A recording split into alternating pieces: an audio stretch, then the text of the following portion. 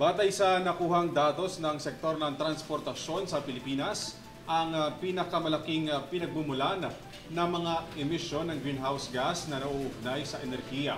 Kaakibat nito, katulong ng Pangulo ang Dongfeng Motors at Legado Motors Incorporated upang mabigyan ng publiko ng kaalaman at gumamit ng electric vehicle upang masimulan ang pinagsama-samang sustainable urban transport system na walang paggamit ng produktong petrolyo. Si Ashley Lupena para sa detalye ng balita.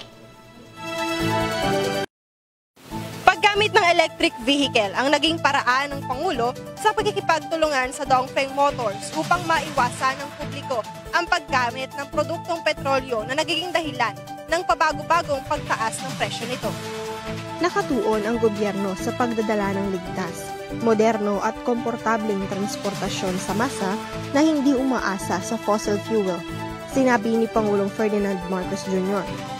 Kasabay ng paglulunsad ng Dongfeng Motors sa Pasig City, inilathala din ni Pangulong Marcos na ang pamahalaan ay nagpapatupad ng ilang hakbang at insensitibo upang hikayatin ng publiko sa paggamit ng dekuryenteng sasakyan sa sektor ng transportasyon sa bansa. Considering our continued dependence on imported fuels and the volatility of oil products in the world market, it is only sensible that we encourage the shift to electric vehicles. We not only get savings in fuel and gas, but also significantly lessen our greenhouse gas emissions and champion sustainability in our day-to-day activities.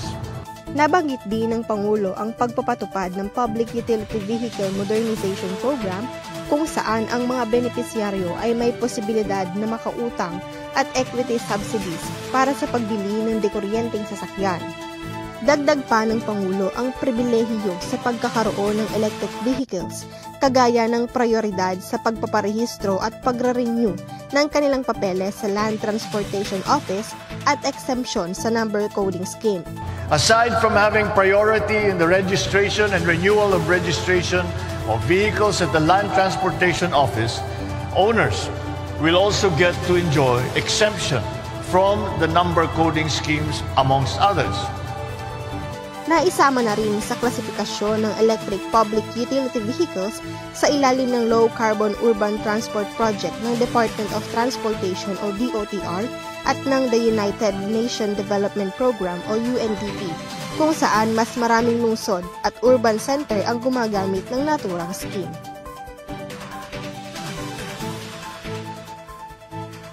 Para sa EuroTV News, Ashley Ann Lupena, sumasaludo sa bawat Pilipino.